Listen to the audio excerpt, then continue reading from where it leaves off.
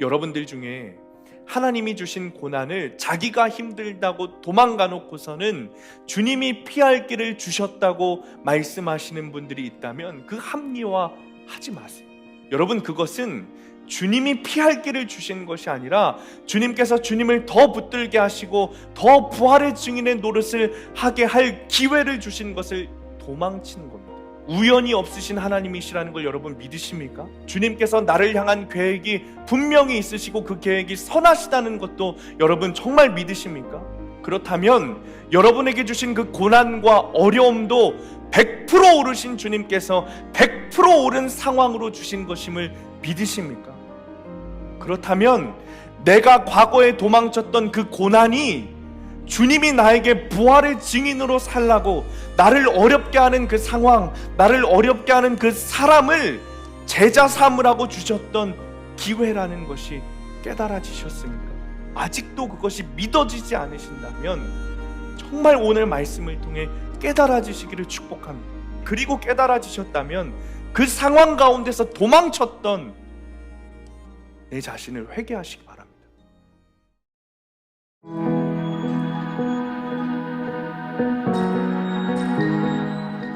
오늘 주신 하나님의 말씀은 마태복음 28장 11절에서 20절입니다.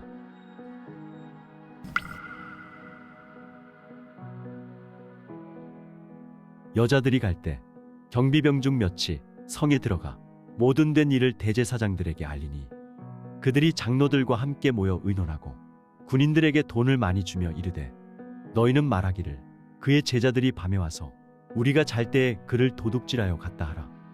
만일 이 말이 총독에게 들리면 우리가 권하여 너희로 근심하지 않게 하리라 하니 군인들이 돈을 받고 가르친 대로 하였으니 이 말이 오늘날까지 유대인 가운데 두루 퍼지니라. 11 제자가 갈릴리에 가서 예수께서 지시하신 산에 이르러 예수를 배웁고 경배하라. 아직도 의심하는 사람들이 있더라. 예수께서 나와 말씀하여 이르시되 하늘과 땅의 모든 권세를 내게 주셨으니 그러므로 너희는 가서 모든 민족을 제자로 삼아 아버지와 아들과 성령의 이름으로 세례를 베풀고 내가 너희에게 분부한 모든 것을 가르쳐 지키게 하라. 볼지어다 내가 세상 끝날까지 너희와 항상 함께 있으리라 하시니라.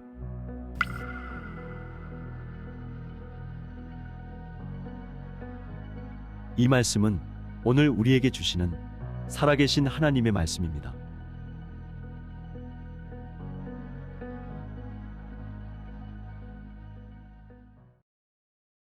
할렐루야.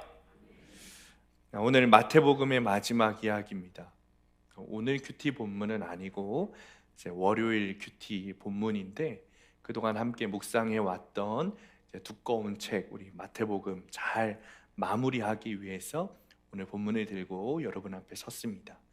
주시는 말씀을 통해 저와 여러분에게 주님의 은혜가 충만히 임하시기를 축원합니다. 경상도 할머니 세 분이 대화를 합니다.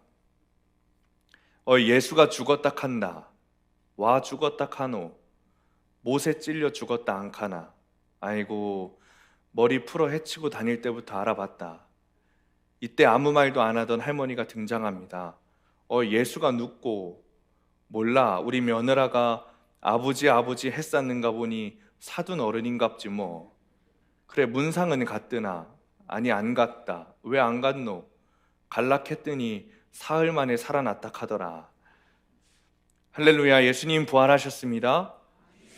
그리스도인은 주님의 부활을 부활절에만 기념하는 것이 아니라 늘 부활신앙으로 살아야 합니다.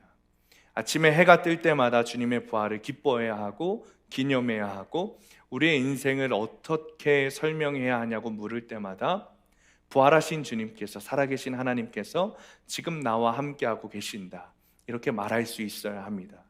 이 시간에 예수님의 부활의 기쁨과 능력이 정말 저와 여러분에게 함께 하시기를 축원합니다. 예수를 알지 못하고 믿지 못하는 사람이 처음으로 예수님에 대해 알게 되는 것은 그리스도인을 통해서입니다. 그리스도인을 통해서, 성도를 통해서 예수를 알지 못하는 사람이 예수님에 대해 알게 되고 예수님을 경험하게 되죠.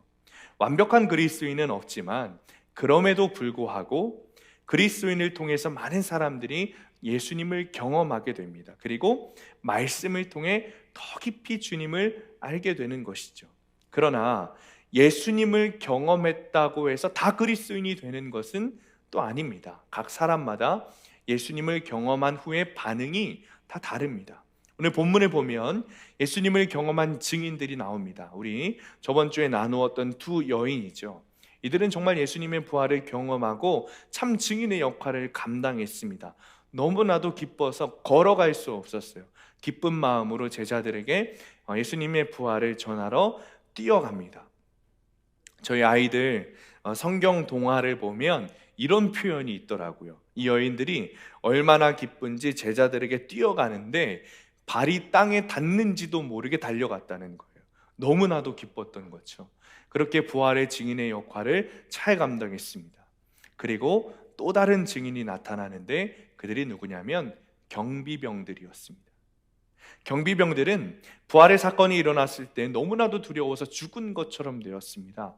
놀라운 사건 앞에서 자신의 무력함을 경험한 것이죠. 이것이 부활의 사건을 경험했다는 증거가 그들 안에 증거가 될 것입니다. 그런데 경비병들이 몸을 움직이기 시작하자마자 달려간 곳이 어디였냐면 대제사장들이었어요. 그러자 대제사장들과 장로들이 어떻게 하죠? 경비병들에게 거짓말을 하라고 시키는 거예요. 11절부터 15절까지 말씀입니다. 우리 함께 읽습니다. 11절에서 15절 시작. 여자들이 갈 때 경비병 중 몇이 성에 들어가 모든 된 일을 대제사장들에게 알리니 그들이 장로들과 함께 모여 의논하고 군인들에게 돈을 많이 주며 이르되 너희는 말하기를 그의 제자들이 밤에 와서 우리가 잘 때에 그를 도둑질하여 갔다 하라. 만일 이 말이 총독에게 들리면 우리가 권하여 너희로 근심하지 않게 하리라 하니 군인들이 돈을 받고 가르친 대로 하였으니 이 말이 오늘날까지 유대인 가운데 두루 퍼지니라. 아멘. 자, 지진이 있은 후에 돌이 굴러가서 무덤 문이 열리는 것을 여인들도 보았고 경비병들도 보았습니다.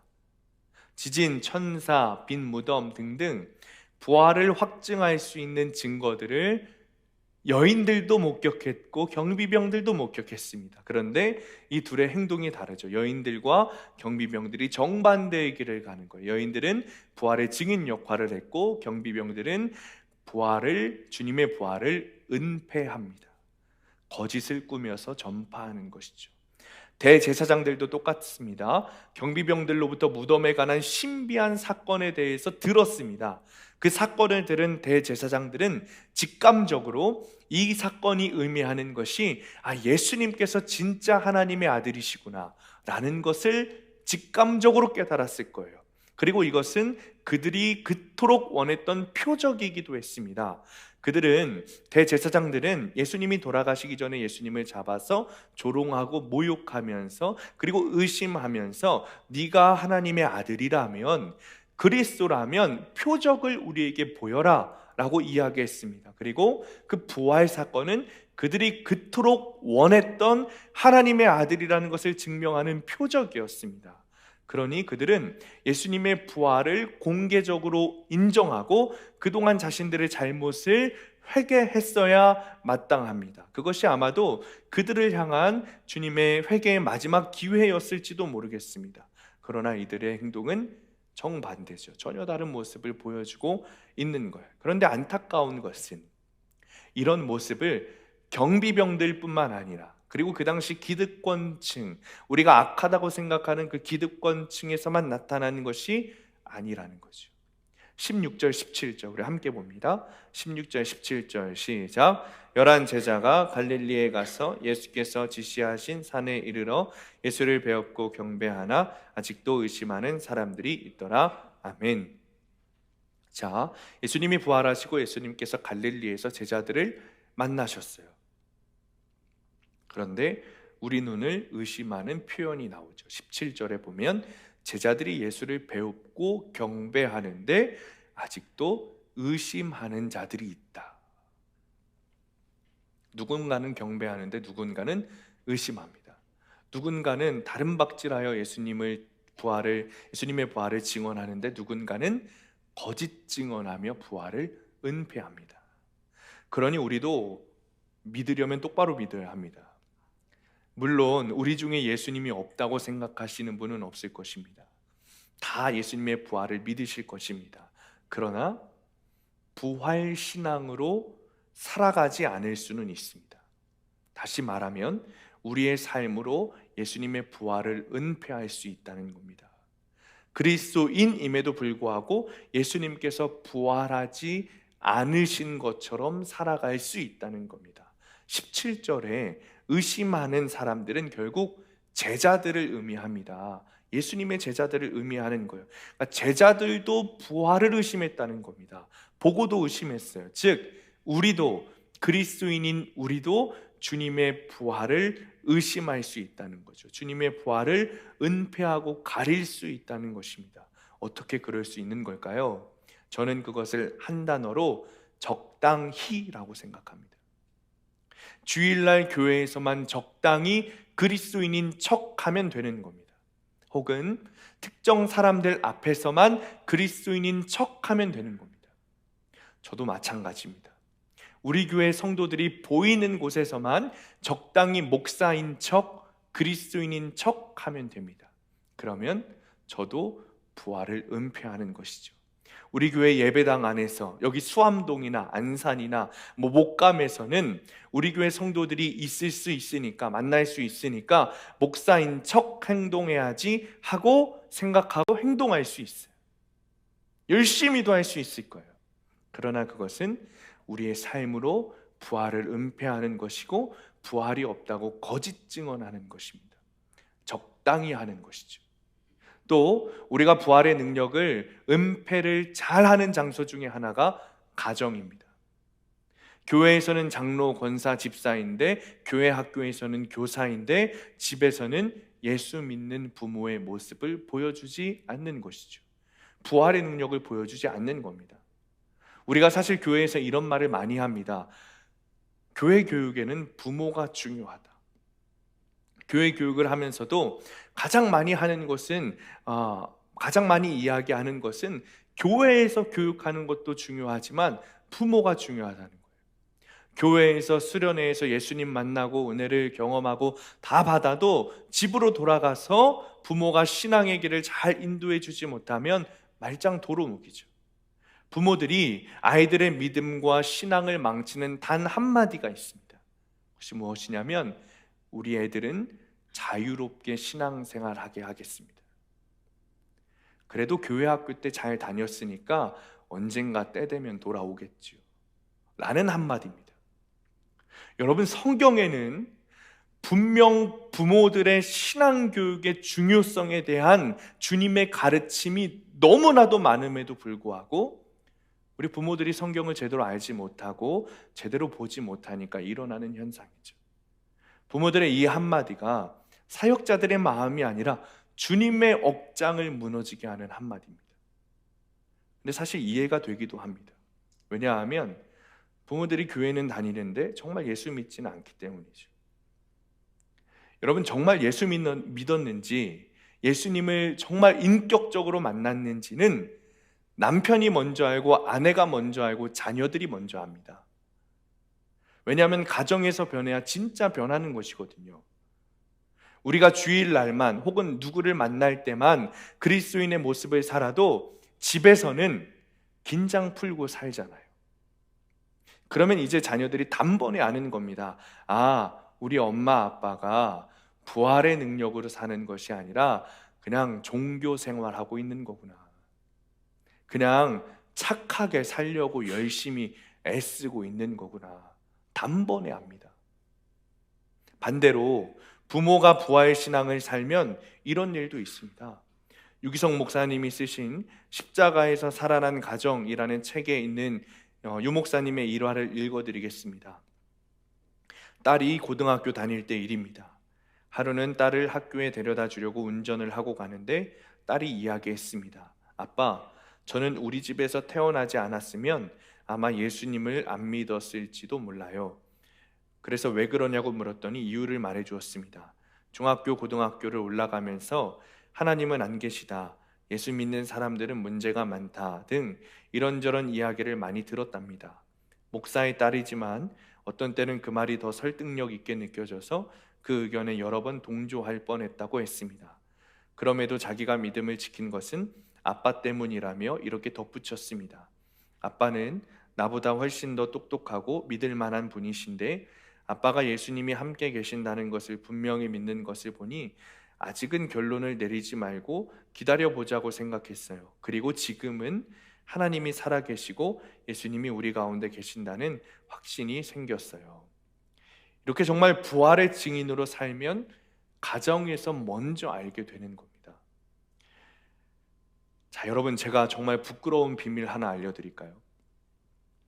우리 학생들이 수요 예배 시간에 말씀 기도 시간이면 강단 앞에 나와서 무릎 꿇고 기도합니다. 물론 더러는 장년들도 나와서 기도하시죠.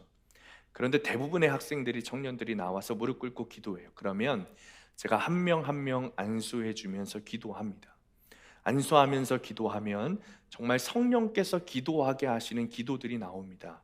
그런데 그때 한두 명 빼고는 거의 공통적으로 나오는 기도가 있습니다. 그것이 뭐냐면 이 아이를, 이 청년을 가정의 구원의 통로로 사용하여 주옵소서. 여러분, 제 입에서 이런 기도가 나오는 이유는 제가 안수하며 기도하는 이 학생이 지금 자신의 부모를 위해서, 부모의 믿음을 위해서 기도하고 있기 때문입니다. 정말 자기 부모들이 예수 믿기를 기도하고 있기 때문에 안수하며 기도하는 저의 입술에서도 성령께서 인도하셔서 그 기도를 하게 하시는 겁니다. 아이들은 다 알고 있는 거예요. 여러분, 뒤바뀌지 않았습니까? 부모들이 해야 하는 기도를 아이들이 하고 있는 겁니다. 그만큼 우리가 부활을 은폐하는 삶을 살고 있다는 것이죠. 동시에 그리스도인들이 그런 삶을 산다는 것은 부활이 없다고 거짓 증언하는 삶과 똑같은 것이죠. 또 부활을 은폐하는 삶 중에 하나는 말씀을 내가 믿고 싶은 대로 해석하는 겁니다. 여러분, 이단들 보면 자신들의 성경을 바꿔서 사용하기도 하지만 대부분 우리와 동일한 성경책을 사용합니다. 그런데 자기 식대로, 자기 좋은 대로 해석하고 그 사람들을 속이는 겁니다. 우리라고 그렇게 되지 않으리라는 법이 없다는 거죠. 말씀을 가지고 우리가 해석하고 싶은 대로 보고 믿는 거예요. 내 기준에 맞춰서 해석하는 겁니다. 부활의 거짓 증인이 된 바리새인들이 그렇게 했습니다. 자기 수준에 맞춰서 성경을 교묘하게 해석했고 자기가 지킬 수 있는 것, 자기의 이익이 될 것 같은 율법의 시행규칙들을 정해서 그것을 지켰습니다. 그리고 자기가 할 수 없을 것 같은 것들은 아주 교묘하게 무시했습니다. 현대 그리스도인들이 어떨 때 그러냐면 성경으로 나를 봐야 되는데 남을 볼 때 그렇게 되는 거예요. 설교를 들을 때 나에게 하시는 말씀으로 들어야 되는데 남에게 하는 소리로 들을 때, 저 김집사가 들어야 되는데, 저 이권사가 들어야 하는데 라고 생각하는 것이 우리가 해석하고 싶은 대로 해석하는 겁니다. 어느 날 저녁 예배 시간에 사람들이 모여서 기도를 하는데 사람들이 기도는 하지 않고 다 자는 겁니다. 그래서 그 모습을 본 한 집사가 이렇게 기도했습니다. 장로 권사 할 것 없이 이렇게 다 자니 하나님이 보시기에 얼마나 민망하시겠습니까? 그러자 하나님께서 이렇게 말씀하셨대요. 야, 그렇게 깨서 남 흉이나 볼 거면 너도 얼른 자라. 유머지만 여러분, 깊이 새겨들을 이야기인 거죠. 말씀을 통해서 내 잘못을 보는 것이 아니라 남의 잘못을 보는 것이 얼마나 큰 죄인지 우리가 깨달아야 하는 겁니다. 그러니 우리는 큐티를 하더라도 바르게 큐티해야 되는 거예요. 가장 좋은 방법은 오늘 나에게 들리는 말씀이, 오늘 내가 묵상하는 말씀이 누구를 위한 말씀이 아니라 나를 위한 말씀이라고 들어야 되는 거예요. 그것이 구속사 큐티입니다. 그것이 부활의 증인된 삶을 사는 것이죠. 예수님의 부활이 있다고 믿는 사람과 예수님의 부활이 없는 것처럼 사는 사람은 엄청난 차이가 있습니다. 정말 옛날 영화 중에 코바디스라는 영화가 있습니다. 그 영화에 보면 아주 유명한 장면이 나옵니다. 구전으로 전해 내려오는 이야기를 영화에 담은 것인데, 베드로가 순교를 당할 처지가 되었어요. 근데 그 장소에서 베드로가 도망쳤습니다. 근데 도망치는데 예수님을 만난 거예요. 그러자 예수님께서 순교할 장소에서 도망치는 베드로에게 이렇게 말씀하셨다는 겁니다. 네가 피한 그 십자가를 내가 지금 도로 지러 갔다. 여러분, 우리에게 부활이라는 결론이 있다면 십자가를 질 수 있는 겁니다. 우리가 십자가를 질 수 있는 이유가 부활에 있는 겁니다. 우리가 말씀에 적용을 할 수 있는 이유가 부활에 있는 겁니다. 나를 부인하고 자기 십자가를 질 수 있는 이유는 부활이 있기 때문이죠. 예수로 다시 살 수 있다는 믿음이 있기 때문에 그 십자가를 질 수 있는 겁니다. 우리가 이 사실에 집중해야 되는 겁니다. 사실 제가 여기서 설교하는 것도 똑같습니다. 목사들이 가장 예민한 때가 언제인지 아십니까? 주일 아침이에요. 왜냐하면 저는 이 앞에서 설교할 자격이 없기 때문이죠. 저는 정말 능력이 없습니다. 저보다 더 능력이 있고 재력도 있으시고 훌륭한 분들이 이 안에 많이 있으십니다. 정말 세상의 기준으로, 객관적 기준으로 보면 그렇죠. 그러니 제가 이 앞에서 여러분 앞에 설교를 할 때면 주님께서 나를 이 자리에 부르셨다는 그 부르심, 그리고 나에게 주신 그 십자가, 그러나 실은 부활을 경험하게 하시는 그 은혜 앞에 서지 않으면 제가 설교할 수 없는 것이죠. 제가 무슨 자격과 공로와 능력이 있어서 여러분들에게 설교를 하겠습니까? 그러니 실은 새벽에 설교하고, 주일 새벽에 설교하고, 주일 1, 2부 설교하고 나면 정말 진이 빠집니다. 엄청나게 예민하고 긴장해 있는 거죠. 사실 이것은 그래서 여담인데, 저번 주에 예배 끝나고 식사하러 1층에 내려갔는데 한 권사님이 목사님 부활절이라고 1시간 반씩 2번이나 예배 인도하시니 얼마나 힘드셨냐 말씀하시는데, 제가 그 말에 얼마나 위로를 받았는지 몰라요.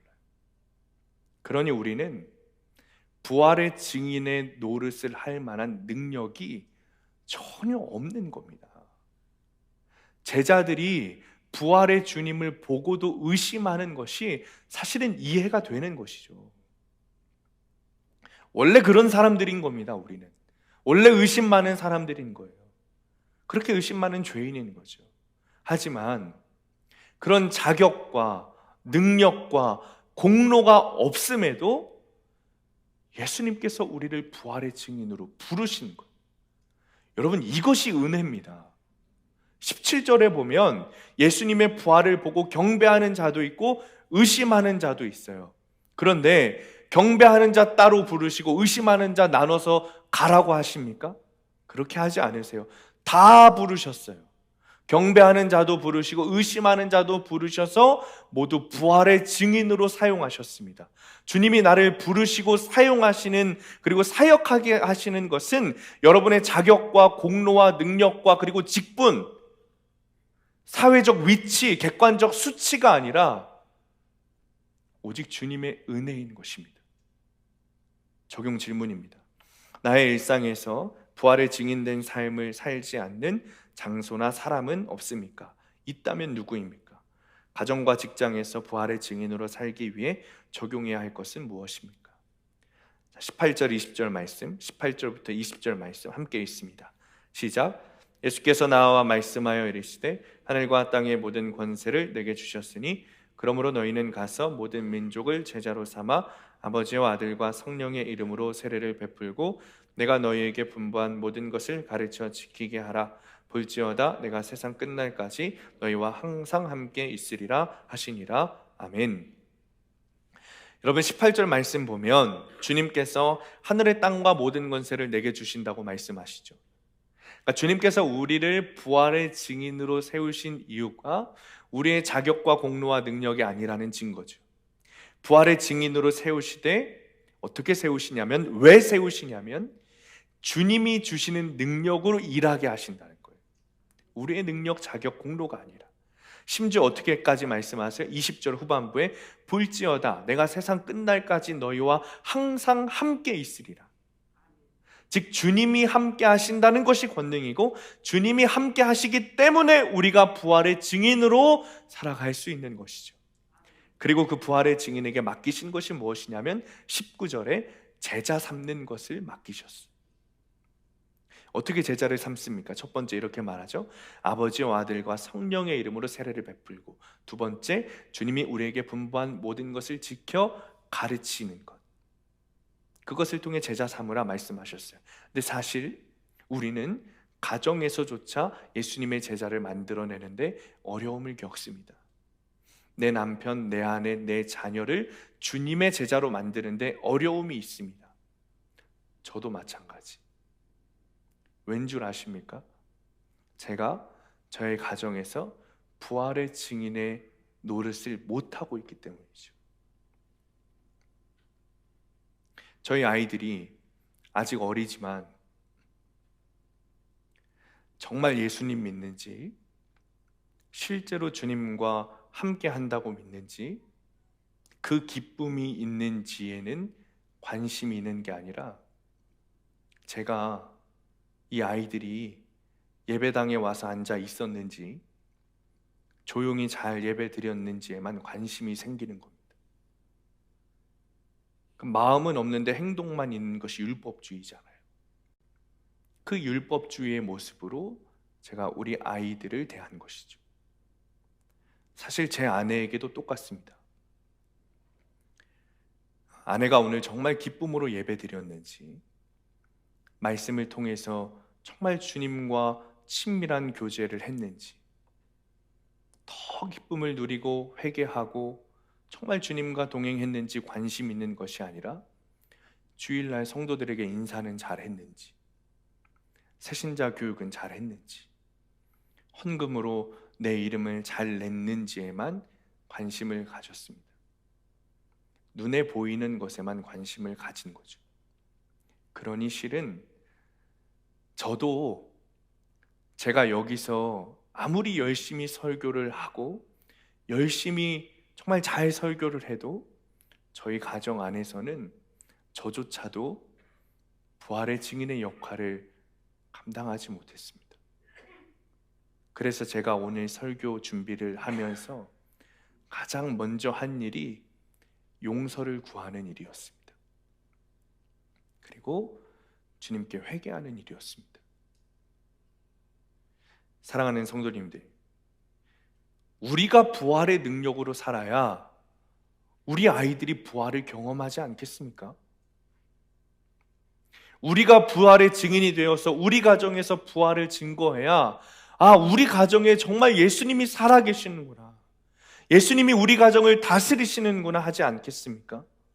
엄마 아빠가 잘못했을 때 권위로, 자존심으로 무시하고 짓누르고 넘어가는 게 아니라, 아이들에게 내가 정말 잘못했다, 용서를 구할 때, 그리고 그것을 가지고 진심으로 주님 앞에 나와서 무릎 꿇고 회개하는 모습을 볼 때, 우리 아이들도, 우리 남편도, 우리 아내도 주님의 부활을 알게 되는 겁니다.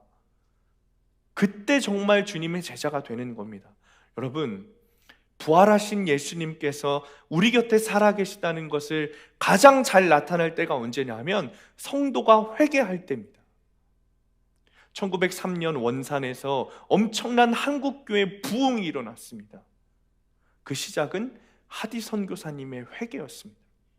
선교사님이 사람들과 다른 선교사들을 모아놓고 예배하는데, 선교사들 앞에서, 그 회중들 앞에서 회개하기 시작했어요. 무슨 일을 회개했는지 아십니까? 당신이 선교하러 온 이 땅 조선의 사람들을 모아놓고 내가 당신들을 무시했습니다 라고 회개했습니다. 내 학력, 의사라는 직업, 영국 시민이라는 교만으로 내가 선교온 이 땅의 백성들을 무시했던 것을 그 백성들 앞에서 회개했습니다. 여러분, 그것이 말이 쉽지, 여러분 말이 쉽지, 그것이 정말 가능한 일입니까? 그것을 했다는 거예요. 하디 선교사님의 그 회개의 고백은 다른 동료 선교사들에게도 충격이었고 그 이야기를 듣고 있던 조선 백성들에게도 충격이었어요. 그리고 하디 선교사님의 회개를 시작으로 다른 선교사님들의 회개가 시작됐고 결국 한국교회 부흥으로 이어졌습니다. 그 회개로 부활의 증인의 역할을 감당한 거죠. 여러분, 그리스도인이 가장 쉽게 짓는 죄가 무엇이냐면 주님의 일을 내 힘으로 감당하려고 하는 겁니다. 예수 믿고 변하여 심정에 착해진 사람들이 자신의 착함으로, 자신의 성실함으로, 자신의 노력으로 주의 일을 감당하려고 한 거죠. 하디 선교사님이 우리보다 믿음이 적어서 회개하신 걸까요? 그렇지 않겠죠. 우리의 믿음보다 훨씬 나았겠죠. 그러나 주님께서 말씀을 통해 그 죄를 깨닫게 하시고 회개하게 하신 겁니다. 그리고 그 회개로 지금도 오늘날까지 주님께서 살아계심을 보여주고 계신 거죠. 결국 우리는 또 이야기하지만 말씀을 통해 나를 봐야 되는 거예요. 여러분, 저번 주에 영상을 보셔서 아시겠지만 우리 교회 한 청년이 어릴 때부터 계속해서 아버지로부터 폭력을 당합니다. 지금까지도 폭력을 당합니다. 그래서 이 청년이 생각한 것이 무엇이냐면 돈을 벌어서 독립하겠다는 거였어요. 돈을 벌어 독립하면 아버지로부터 피할 수 있겠다는 거죠. 그런데 그 일을 멈췄어요. 돈을 벌기는 버는데 독립을 위해서 버는 게 아니라 살림을 돕고 자기 미래를 위해서 돈을 벌기 시작했습니다. 왜 그랬을까요? 말씀을 통해 아버지의 죄를 본 게 아니라 내 죄를 보기 시작한 겁니다. 아버지를 미워했던, 아버지를 외롭게 했던 죄를 보게 된 거예요. 그리고 지금 주신 이 상황이 내가 피해야 하는 상황이 아니라 끝까지 아버지 곁에서 아버지를 구원해야 하는 하나님께서 나에게 주신 아주 적합한 100% 오르신 하나님께서 100% 오르신 상황을 나에게 주셨다는 것이 깨달아지는 거예요. 여러분들 중에 하나님이 주신 고난을 자기가 힘들다고 도망가 놓고서는 주님이 피할 길을 주셨다고 말씀하시는 분들이 있다면 그 합리화하지 마세요. 여러분, 그것은 주님이 피할 길을 주신 것이 아니라 주님께서 주님을 더 붙들게 하시고 더 부활의 증인의 노릇을 하게 할 기회를 주신 것을 도망친 겁니다. 우연이 없으신 하나님이시라는 걸 여러분 믿으십니까? 주님께서 나를 향한 계획이 분명히 있으시고 그 계획이 선하시다는 것도 여러분 정말 믿으십니까? 그렇다면 여러분에게 주신 그 고난과 어려움도 100% 오르신 주님께서 100% 오른 상황으로 주신 것임을 믿으십니까? 그렇다면 내가 과거에 도망쳤던 그 고난이 주님이 나에게 부활의 증인으로 살라고 나를 어렵게 하는 그 상황, 나를 어렵게 하는 그 사람을 제자 삼으라고 주셨던 기회라는 것이 깨달아지셨습니까? 아직도 그것이 믿어지지 않으신다면 정말 오늘 말씀을 통해 깨달아지시기를 축복합니다. 그리고 깨달아지셨다면 그 상황 가운데서 도망쳤던 내 자신을 회개하시기 바랍니다. 주님은 우리를 다 부활의 증인으로 삼아주셨습니다. 그리고 그것으로 모든 민족을 제자로 삼는 일을 맡겨주셨습니다. 계속해서 여러분들에게 가족 구원을 이야기하는 이유가 여기에 있습니다.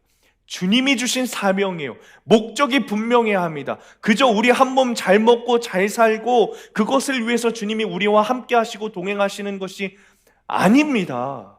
20절에서 말씀하시듯이 우리와 함께 하시는 이유는 하나님 나라를 위해서, 구원을 위해서 우리와 함께 하고 계시는 겁니다. 그러니 하나님께서 다 잘되게 해주셨습니다. 돈 벌게 하셨고 자식 잘되게 해주셨습니다. 감사합니다 라고 고백할 것이 아니라 세상에서 잘된 자식들이 예수 믿지 않는 것을 보고 내가 주님 주신 사명을 감당하지 못했구나, 회개해야 되는 겁니다. 지금이라도 그 자녀를 위해서 부활의 증인의 역할을 하는 적용을 해야 되는 겁니다. 우리가 이렇게 주님이 주신 사명과 우리의 삶의 목적이 분명해지면 나에게 주신 고난이 해석되는 거예요. 내 삶의 처지가, 환경이 왜 이렇게 어렵고 힘든지, 내 상황과 어려움이 왜 사라지는 것이 아니라 계속해서 나아지는 것이 아닌지 해석되는 거예요. 부모 고난, 자녀 고난, 아내 고난, 남편 고난, 재물 고난, 질병 고난, 이 고난이 사라지고 없어지는 것이 해결이 아니라, 축복이 아니라, 그 고난을 통해서 내가 예수님 만나게 되고, 그 고난 통해서 내가 예수님 더 간절하게 붙잡게 되고 주님 믿고 구원받게 되는 것이 축복이라는 사실을 깨달아야 하는 겁니다. 그리고 그 삶을 통해 부활의 증인이 되고, 나도 주님이 주신 사명을 감당하여 예수님의 제자를 삼는 일을 하게 되는 겁니다. 우리가 이 사명을 잊지 않았으면 좋겠습니다. 만약 우리가 이 사명을 잊고 우리 삶의 안위만을 위해 산다면 어쩌면 여러분들 가운데는 주님과 함께 하는 것, 주님이 여러분과 함께 하시는 것이 부담스러운 분들도 있을지 모르겠습니다. 여러분 중에 여전히 큐티하는 것이 어려운 분들 있으실 겁니다. 왜 큐티하는 것이 어렵고 힘들고 습관이 되지 않는 걸까요? 단지 매일 해야 하는 일이어서 그럴까요? 말씀을 읽고 묵상하는 것이 어려워서 그럴까요? 적용이 어려워서 그럴까요? 저는 그렇게 생각하지 않습니다. 매일 큐티한다는 것이 물론 쉽지 않은 일이죠. 그러나 만약 여러분이 매일 하나님 나라를 세워가는 사명 가운데 살아간다면 나의 가족과 나의 구원이 내가 오늘 묵상한 말씀을 통해 주시는 적용으로, 내가 오늘 부활하셔서 살아계신 예수님과 살아가는 삶이 그들에게 보여질 때 나의 가족들에게 구원의 기회가 찾아온다는 사실이 깨달아진다면 여러분, 우리가 큐티하는 게 어려울까요? 그렇지 않을 겁니다. 하나님께서 어려움 속에서도 나와 함께 해주시는 것이 너무 감사해서, 내게 걸음을 맞춰주시는 것이 너무 감사해서, 하나님과 함께 하나님 나라를 세워가는 것이 너무나도 감사하고, 나의 구원을 위해서, 나의 가족의 구원을 위해서 일하고 계신 것이 너무나도 분명하니 그것이 기쁘니 더 동참하고 싶어 큐티를 하고 싶을 거예요. 아침에만 하는 것이 아니라 똑같은 말씀으로 점심에도 하고 저녁에도 하고 싶을 겁니다. 우리 교회 한 학생이 큐티를 하면서 부모님의 구원을 위해 적용하기로 했습니다. 첫 번째는 아버지 어머니에게 자신의 마음을 표현하는 거였어요. 어떻게 했냐면 이 아버지 어머니가 거의 매일같이 술을 드신대요. 너무 걱정돼서 아버지 혼자 식사하는 시간에 일부러 시간을 내서 아빠와 함께 식사를 한 거예요. 그리고 식사를 하면서 아버지에게 아빠 술 마시는 게 너무 걱정돼요. 건강이 해로울까 봐 걱정돼요. 라고 말했고, 이 아버지가 이 친구의 마음, 진실한 마음을 느끼는 거예요. 그래서 이 이야기를 내 와이프, 아내에게도 해야겠다라고 생각을 해서 저녁에 가족들과 식사 자리에 어머니에게 술을 좀 우리 같이 줄이자 이야기했대요. 근데 이 어머니는 아버지보다도 더 술을 많이 드신대요. 거의 매일 술을 마셨기 때문에 이 아버지가 아들의 걱정과 진심을 전달한 거죠. 그런데 그 이야기를 통해서 아빠와 엄마가 대화를 하는데 점점 언성이 높아지고 개판 싸우셨다는 거예요. 그리고 그 싸움의 원인이 자기 아들 때문이라고 하면서 욕을 섞어가며 상처받는 말을 했다는 거죠. 여러분, 이 친구가 이 적용을 한 이후에 어떤 마음이 들었을까요? 이 친구가 이 상황을 겪고 큐티를 하면서 가슴이 너무 아팠다고 고백했습니다. 그리고 또 이렇게 고백했어요. 내가 사랑하는 사람에게 받은 상처가 이렇게나 아픈 거였구나. 그런데 주님은 내가 수도 없이 배신하고 못 박았으니 얼마나 아프셨을까. 그런데 어떻게 또 그 주님은 나에게 매번 이렇게 다가오실까? 그러니 나도 부모님을 위해서 더 사랑의 적용을 해야겠다. 내가 아파도, 내가 또 상처를 받아도 그 이후에 있을 부모님의 구원이라는 기쁨을 위해 더 적용해야겠다. 여러분, 이렇게 고백했어요. 이것이 부활의 증인된 삶을 사는 것이고 예수님의 제자된 삶을 사는 것이죠. 깨어진 그릇이라는 책을 쓰신 김태훈 선교사님이 계십니다. 이 선교사님은 서울대 의대를 나와서 에티오피아 선교사로 부름받으신 분이에요. 그런데 선교사님이 에티오피아로 간 지 한 1년 3개월 정도 됐을 때 본인이 파킨슨병에 걸린 것을 알게 됐어요. 몸이 이상해서 한국에 가서 진단을 받으신 거예요. 처음에는 기도조차 할 수 없었대요. 하나님께서 왜 이런 병을 나에게 허락하셨을까 알 수 없었다고 합니다. 단지 에티오피아로 돌아오라 라는 그 주님의 마음만 느낄 뿐이었죠. 병원에서 외래 진료를 받는데 담당 의사분이 약을 복용하는 것 외에는 답이 없다, 치료 방법이 없다. 그러니 한국에 있거나 에티오피아에 가거나 아마 별 차이가 없을 것 같다라는 소견을 주셨고, 그 의사 선생님의 말이 에티오피아로 돌아오라라는 하나님의 말씀으로 들은 거예요. 거의 같은 시기에 에티오피아에 있는 선교사님의 아내분도 기도 가운데 응답을 받으셨습니다.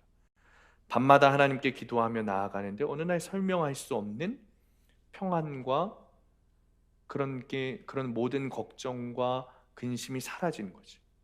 그 평안의 정체가 뭔지 여쭤보니 주님이 환상을 보여주시더래요. 아내 선교사님이 예수님 품에 꼭 안겨서 이렇게 어디론가 가고 있는데 어디로 가는지 보고 싶어서 예수님 품에서 아래를 보니까 예수님이 걸어가시는 그 길에 가시와 불구덩이와 못과 돌들이 잔뜩 깔려 있더라.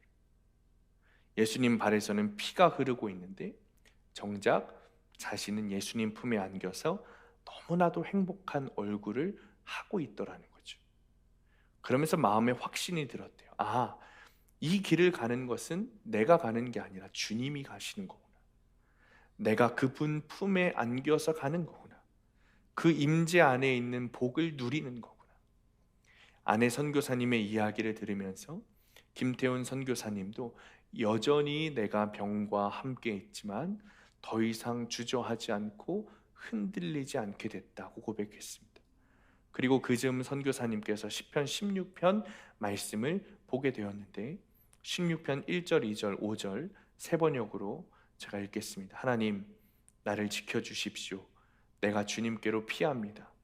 나더러 주님에 대해 말하라면 하나님은 나의 주님, 주님을 떠나서는 내게 행복이 없다 하겠습니다.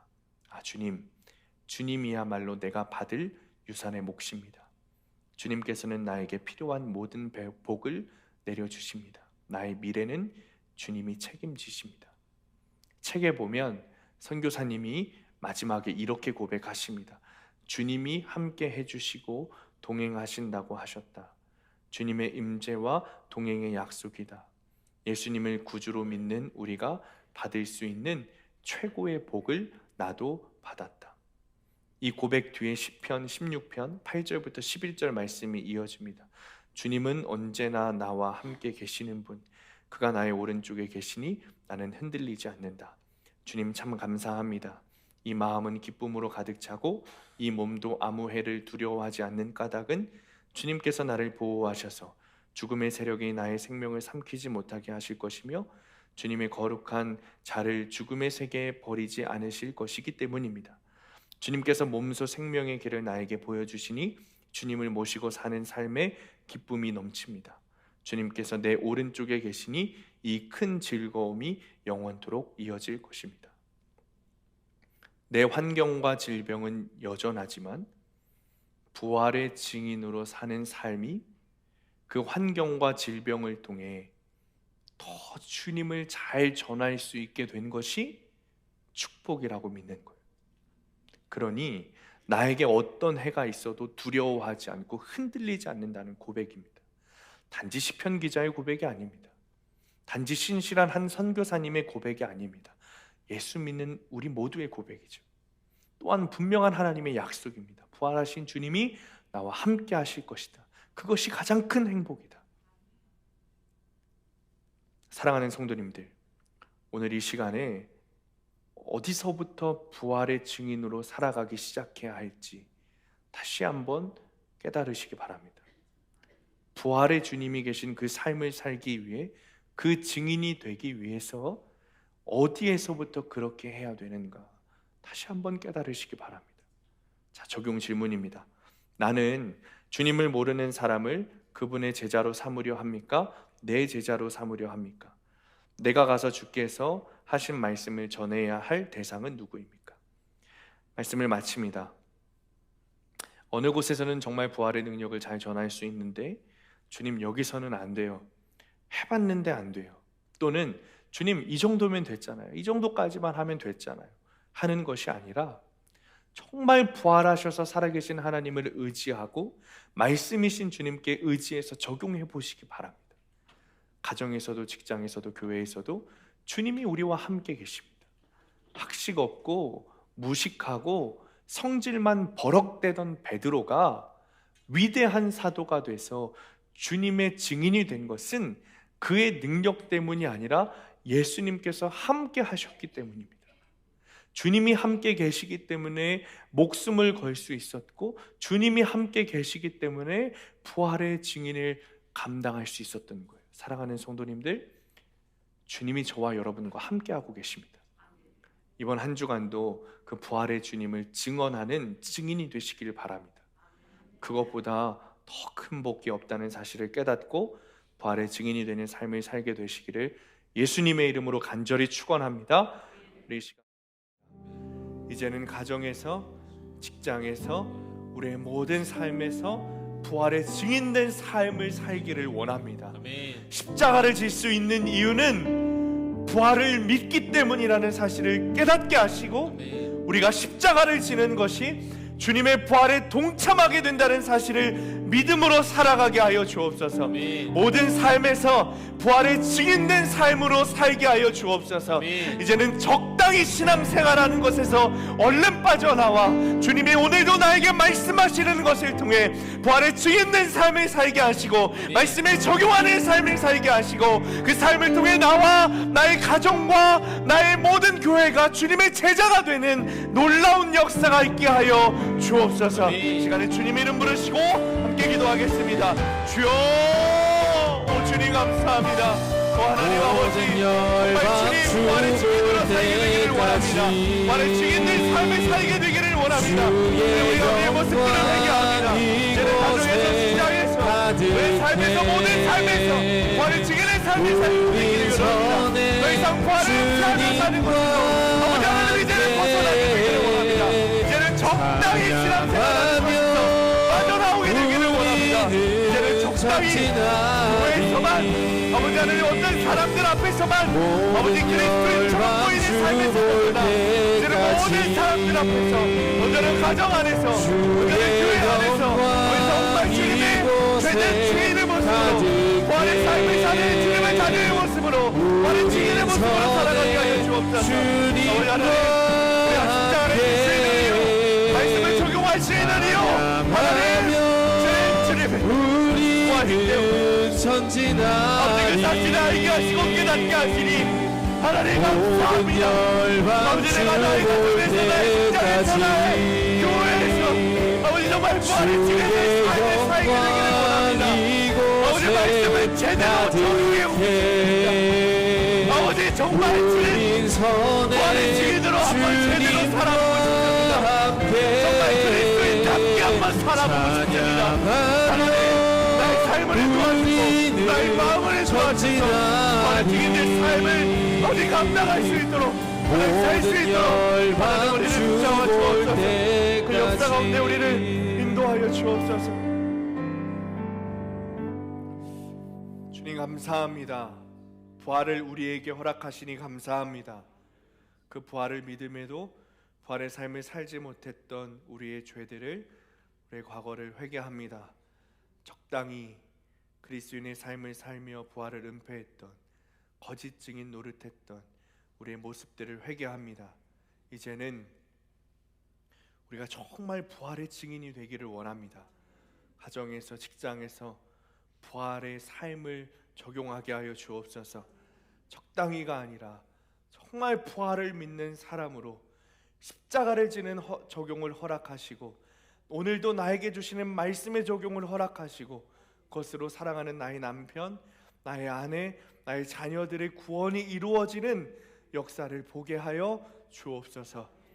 이제는 생명의 길로 나아가며 보여주신 예수 그리스도의 은혜와 하나님 아버지의 극진하신 사랑하심과 성령님의 내주하시고 교통하시는 역사가 부활의 증인으로 삶을 살아가며 예수님의 제자를 삼는 사명을 잘 감당하기로 결단하고 세상을 향해 나아가는 모든 성도들 머리 위에, 이들의 가정과 일터와 학업 위에, 그리고 사랑하는 수암교회 위에 영원토록 함께 하시기를 간절히 축원하옵나이다. 아멘.